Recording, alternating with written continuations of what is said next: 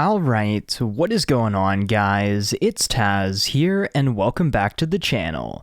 Shazam 2 Fury of the Gods releases in a very interesting spot for DC films, as obviously we are getting the full universe reboot with the Flash movie coming later this year. Shazam kind of releases in a very interesting spot, as it is kind of a leftover piece of a film universe that will unfortunately no longer be continuing in the same capacity. So this weekend, during its opening weekend, I did actually go out to see the film, so with this video, what I wanted to do was just give you guys my spoiler-free impressions and review, and hopefully help you guys make the decision if you want to go see the movie or not. So without any further ado, guys, let's just Shazam right into this thing. Going into the Shazam sequel, I wasn't overly hyped or anything. I did really enjoy the first movie, and it still ranks up there as one of my favorite DCEU films. I think the director, David Sandberg, is a really intelligent filmmaker.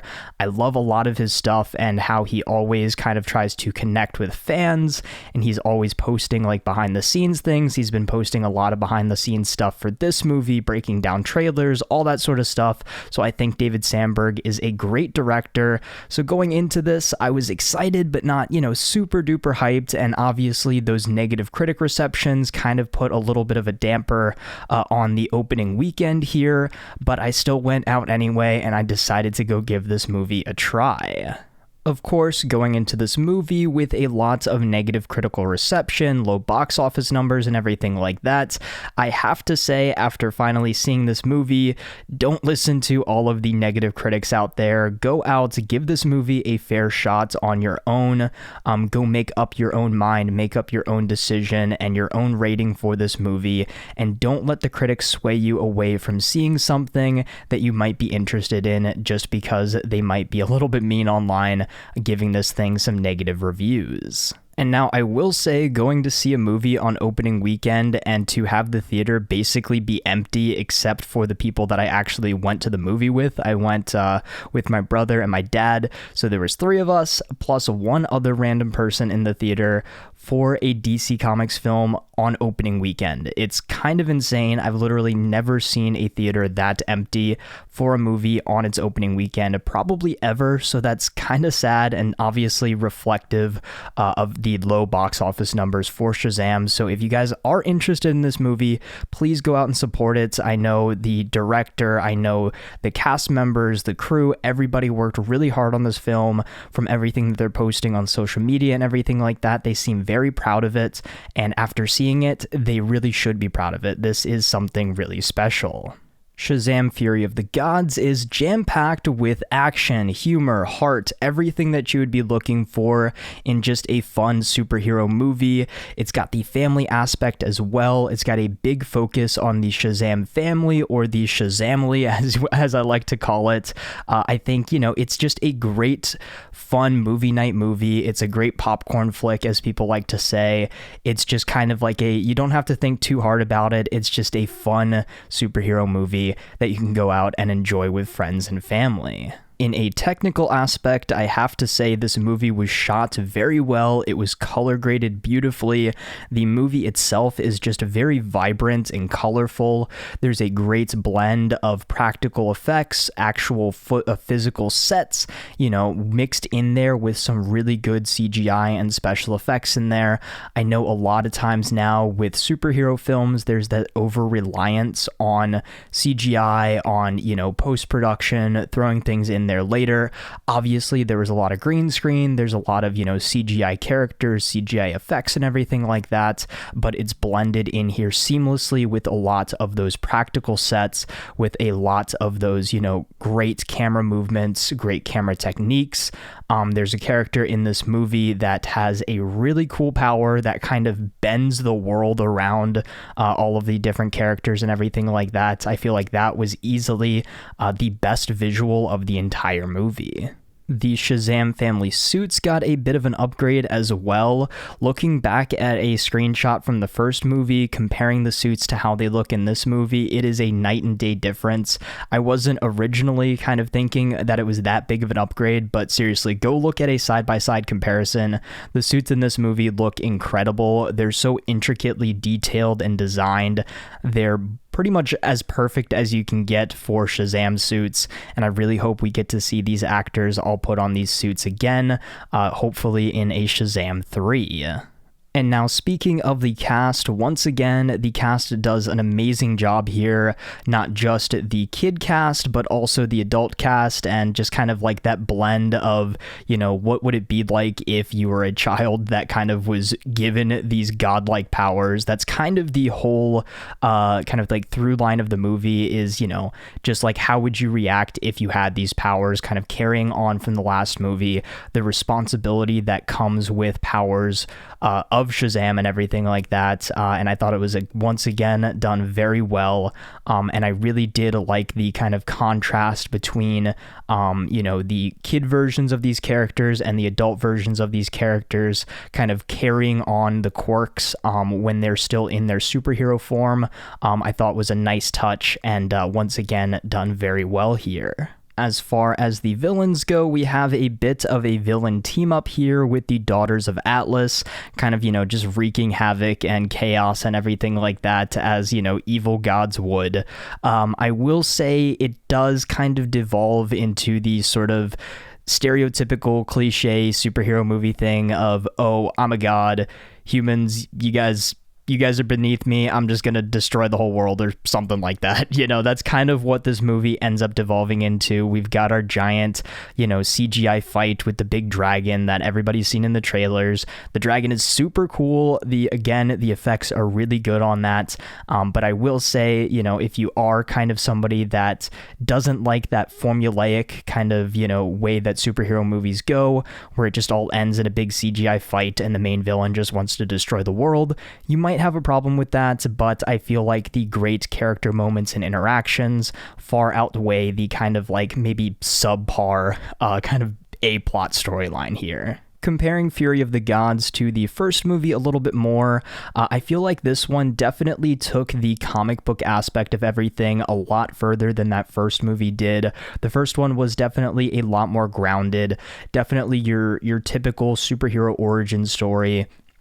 But this one really built off of the first movie very well, kind of, you know, showing the growth of all of these characters. Obviously, they're getting older. That's a main thing of the story as well. Billy especially, you know, he's almost aging out of kind of like the foster house and everything like that.